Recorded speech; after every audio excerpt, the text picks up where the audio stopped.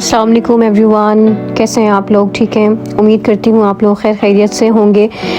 Basically ये सारी recipes जो हैं वो आज ही डल रही हैं क्योंकि अम्मी की तबीयत ठीक नहीं थी, तो इस वजह से थोड़ा सा डिले हो गया ये बनने में।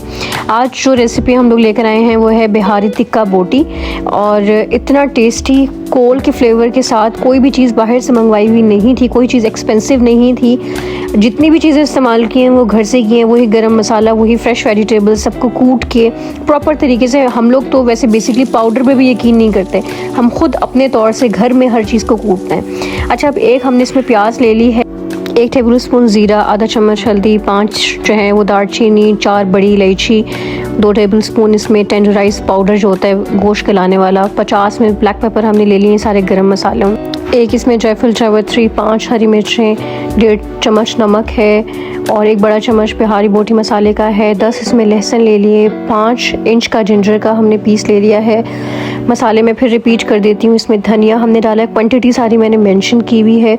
धनिया है, नमक है, लाल मिर्च है, चिली फ्लेक्स हैं, काली मिर्च है, हल्दी है और बिहारी बोटी मसाला है, वो सारी मैंने इसमें मेंशन की हुई है, राइट।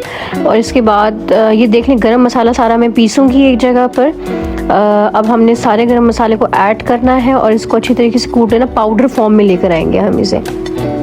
अब मसाले आप चेक कर लीजिएगा, अपने ओन पर भी खुद भी देख लीजिएगा कि मसाले कौन कौन से हैं, क्योंकि जल्दी से क्लिप निकल गए तो थोड़े से मे बी मिस हो गए हों, लेकिन सारी चीज़ों की क्वांटिटी मैंने एज लिख दी है स्क्रीन के ऊपर।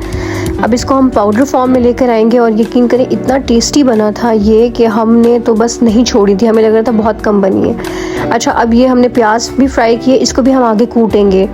ये हमने जो इसका गरम मसाले का पाउडर फॉर्म में हमें मिल गया है। फिर हमने जो 10 अदरक लहसुन थी और एक बड़ा हमने जो अदरक का टुकड़ा था उसको 3 टुकड़ों में कन्वर्ट कर लिया है, और साथ में हमने एक प्याज ऐड कर दी है, और जो हमने 5 ग्रीन चिली ली थी उसको आधे आधे पीसेस में काट के थोड़ा सा नमक डाल के अब इसको भी हम कूट रहे हैं। अब आप चेक कीजिएगा, सारी चीज़ें जो हैं वो ऑर्गेनिक हैं, फ्रेश हैं, उसी वक्त की जा रही हैं। अब ये जो हमने 2.5 किलो गोश्त लिया था, इसको अच्छी तरीके से धोकर साफ सुथरा करके रख लें। यहाँ पर हमारे जो है वो मैक्सिमम मसाले भी तैयार हो गए हैं। यकीन करें, मेरे पास कोई लफ्ज़ नहीं है, ये रेस्टोरेंट से कम मसाले नहीं थे। इसमें इतना जायका, और ये नहीं खाली स्पाइसीज हो, इतना जायका कि मैं बता नहीं सकती आपको इसमें। अब सारी चीज़ों को हमने अच्छी तरीके से मिलाया, और जो हमारे पास मसाले थे जिसमें लाल मिर्च है, विनेगर भी हमने इसमें डाला है, हल्दी, सारे मसाले मैं आपको पहले बता चुकी हूँ। फिर इसमें 2 बड़े हमने चम्मच लेमन जूस के डाले हैं, थोड़ा सा आप वो डाल दें, इसमें सिरका भी डाल दें, 1 कप योगर्ट का डाल दें, और इसको अच्छी तरीके से मिक्स कर लें।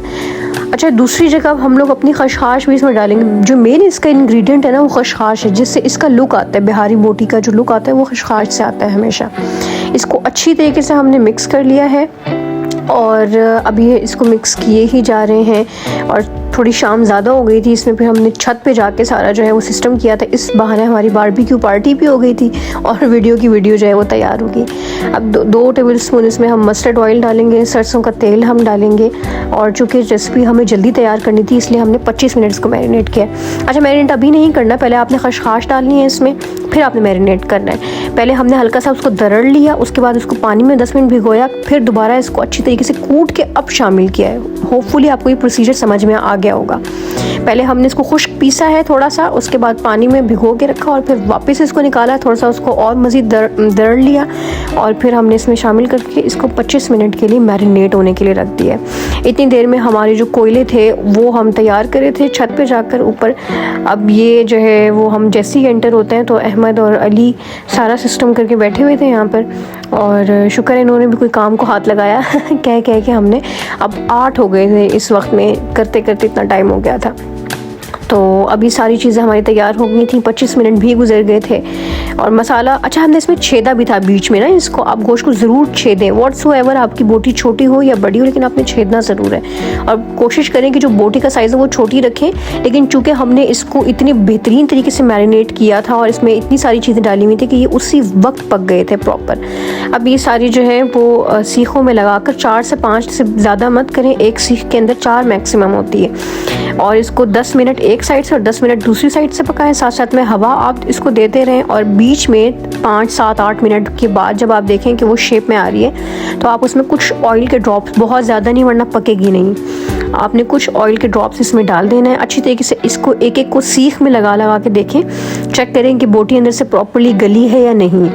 अच्छा, अभी हम ऊपर ये कर रहे थे तो अम्मी जल्दी जल्दी नीचे से बड़ी ज़बरदस्त किस्म की, वो कहते हैं ना चिकनाई वाली पुलाव, तो वो बना के जो है वो लेकर ऊपर आ गई थी। हमने ये पुलाव के साथ इंजॉय किया था क्योंकि शाम ज़्यादा हो गई थी, रात का टाइम हो गया था, 8 साढ़े 8 9 हो रहे थे। तो हमने कहा अब खाली बोटियाँ खाने का तो फ़ायदा नहीं है, तो इसको क्यों ना इंजॉय किया जाए, प्रॉपर एज मील लें डिनर के लिए। तो हमने सारी बोटियाँ इसको चावलों के ऊपर डाल के साथ में पेप्सी के साथ इसको बहुत इंजॉय किया था। और छत पे बैठ के सारी फैमिली के साथ, आपको पता ही है फिर कितना इन्हांस होता है, खाने का भी अपना ही मज़ा आता है। और ये इतने जायकेदार थे, इतना टेस्टी था कि बिल्कुल चेंज सा लुक दिए दे रहा था। इतना फ्लेवरफुल मैंने कभी टिक्का बोटी नहीं खाई। और वो बिहारी का जो एक नाम है ना साथ में, वो बाकायदा तौर पे ही जस्टिफाई हो रहा था कि वाकई ये बिहारी बोटी है। इसमें इतना ज़्यादा जो है वो प्रॉपरली मसाला जो है वो अंदर तक इसके अंदर इंडल्ज हुआ हुआ था। तो ये तैयार हो गया है प्रॉपर।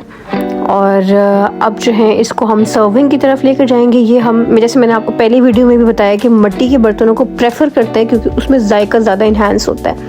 और देसी खाने हमेशा इसी तरह के बर्तनों में खाए जाएं तो फिर मज़ा आ जाता है। अब ये साथ साथ अम्मी निकाल रहे थे गर्मा गर्म, उन्हीं की हिम्मत है कि वो इतनी गर्म खाने को जो है वो उतार के अपनी उंगलियों से निकाल लेती हैं। तो आई होप आपको हमारी रेसिपीज़ पसंद आ रही होंगी। फीडबैक दिया करें, अपना बहुत ख्याल रखें। अल्लाह हाफ़िज़।